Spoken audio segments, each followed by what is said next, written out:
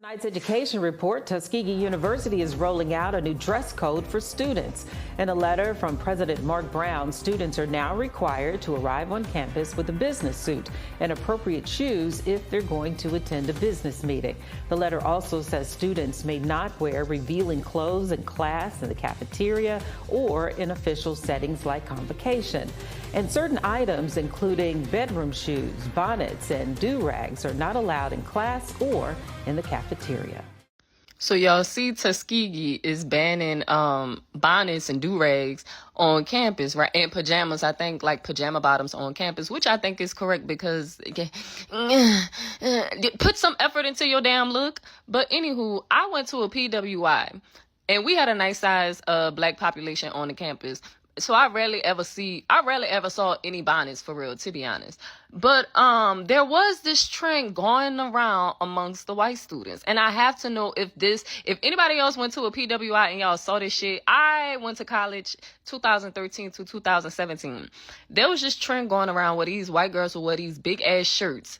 And you wouldn't see nothing underneath. So in my head, I'm like, what the fuck? So I'm like, obviously they gotta have something underneath. You on campus, but it's just the look, it's the image that you give it off. So I'm like, and it was the sorority girls and the black girls that were in the white sororities, they was doing that shit too. So I just remember my reaction. Like I would really be looking at my roommate like, what the fuck? Like, what are they doing? Like, I wore that type of shit to sleep. You get what I'm saying? I wear big shirts and panties to sleep. So that's what that shit looked like when they was on campus wearing these big ass shirts and these tiny shorts underneath. I was just like, why they look like they in pajamas? At least the black people version of pajamas. Just throw a big ass shirt on and you go to bed. Right? Did anybody else see this on a white campus? Because that shit was baffling to me. And I just remember every time looking like,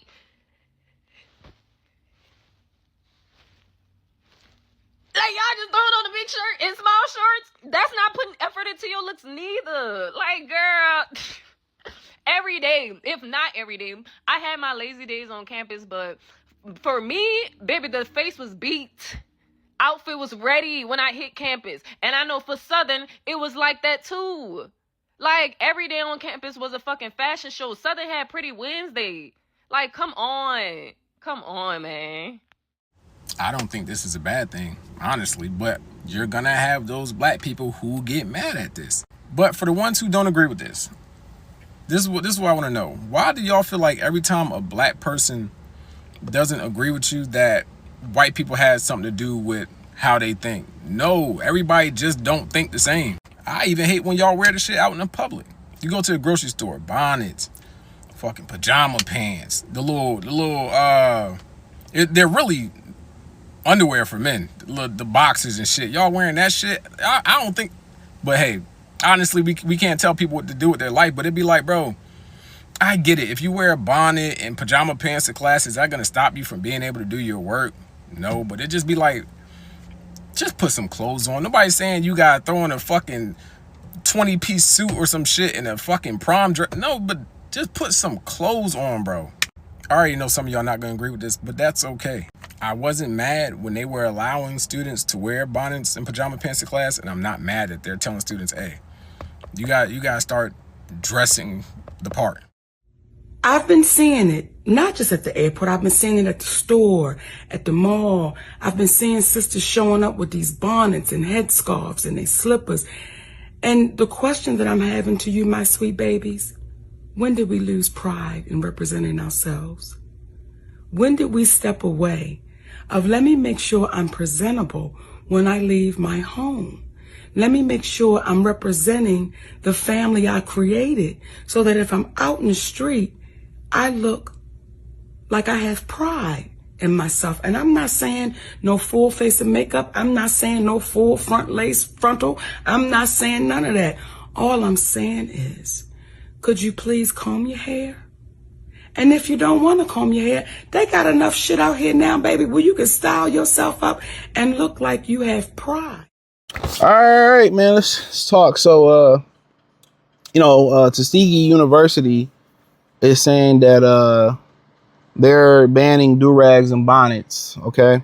So I'm not going to be long. They banned the do-rags and bonnets from being wore to class and wore on campus. Some people don't like it. But you got to have these people dressed for success. Hit the link in the description, join the Patreon. Thumbs up the video, share the video, subscribe to the channel, hit the hype button. So a lot of these kids, they going on job interviews, and a lot of people in general with jeans on, and they don't know how to dress to impress. And maybe they should make that a required class for learning how people to dress for success. I remember it was a girl who was complaining that she couldn't wear casual shoes or like gym shoes at the office, and she was going complaining to Walmart to go buy some dress shoes. And it's like, bro, how people perceived you. Just think about it. You got people saying, well, I see white people go to college when I went here and they was wearing this, and but it's how people perceive you. You already have a negative, reputation because what the media do to black people already out there. So how they perceive you is how they gonna treat you.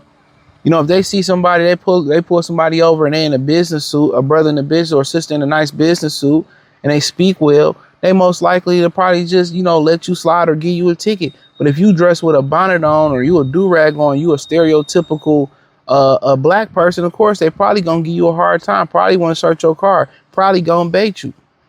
So, how people see you is everything. So people to say, oh, it don't matter how you look when you go learn, it matters, bro. It does matter how you never know who you gonna meet on campus. You never know who the teacher might have come give you a lecture. How you dress, and a lot of these kids don't understand the fact of when you go out into the workplace, you can't wear these bonnets. These women wearing bonnets on the plane, when Spirit was around, wearing bonnets on the plane, and a lot of these planes would deny you entry to fly on there.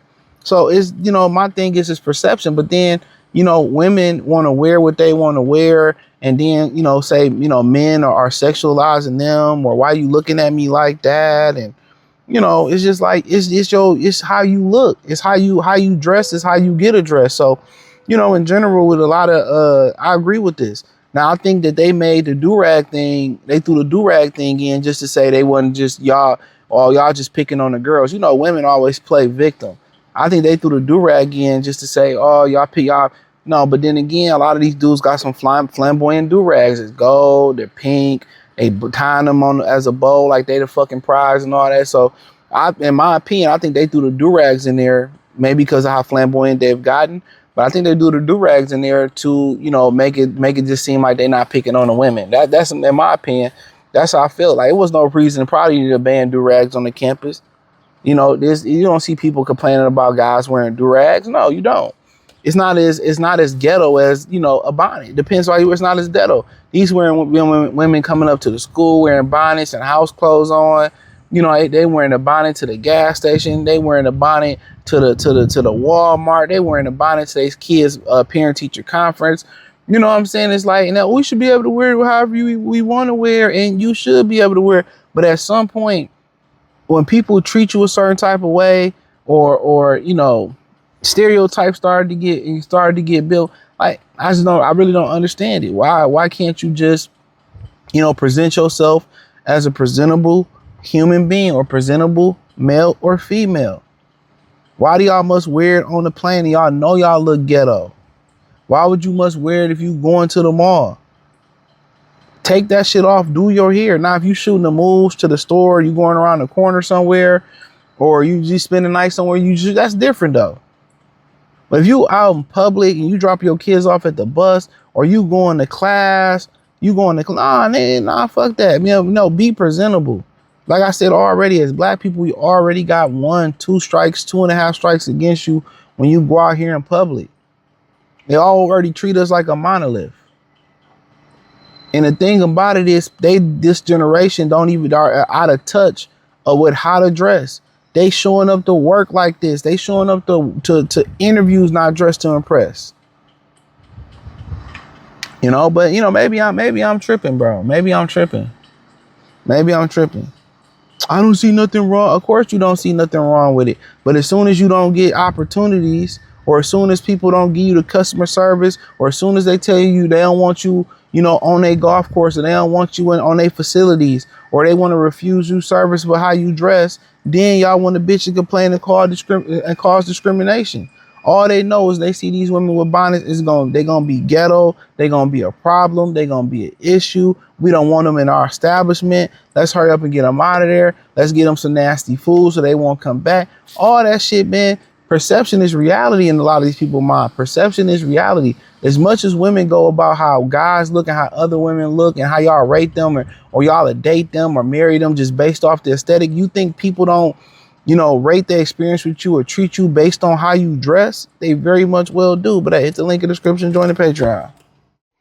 Now, there are some people who have an issue with that Tuskegee University has sent a letter home clarifying their previous policy in which they banned wearing sleepwear to class and dining halls to include and specify that this includes bonnets and do-rags. Now, as somebody who loves her bonnet, I agree with this. I don't think you should be wearing bonnets to class or on campus, well, unless you're in your dorm room, just because of professionalism. Now, here's the thing. Some people are saying, well, what about people who wear sweatpants? And that's a whole separate conversation. If you're saying that the reason with sleepwear, obviously because of professionalism, yada, yada, yada, well, how professional is sweatpants? You get what I'm saying? How professional are some footwear? So I do agree that if we're going to say, hey, this is unprofessional, well, then you need to be going after everything that's unprofessional. And it's true. People really shouldn't be wearing sweatpants to class either.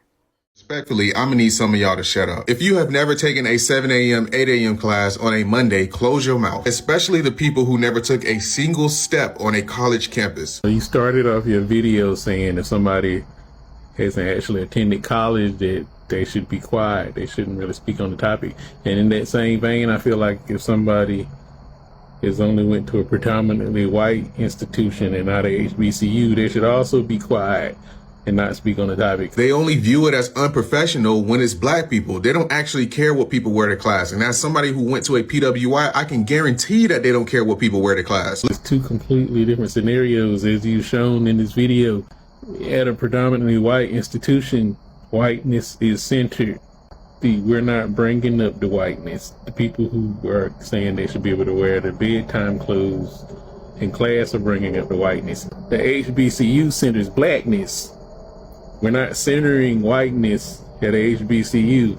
The school has its standards. So you talking about what the predominantly white institution does and how the white kids walk around in the pajamas and that don't matter.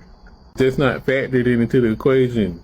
We know that pajamas and bonnets and all of that other stuff isn't just for black people. We know that white people wear those things. That's why we don't want it to be seen as this is a part of black culture, because black people aren't the only ones doing it. That's kind of the whole point that everybody keeps missing. This is not black culture. Just wearing whatever you wore to bed. No, that's not black culture. As you say, everybody's doing it. The school setting a standard for what they don't do ain't got nothing to do with what the white people doing. It's what the standard is for the black people at the historically black college and university. I'll keep bringing stuff into the conversation that ain't got nothing to do with the conversation. The goal of the HBCU is to strive for black excellence. Black excellence exists on its own, regardless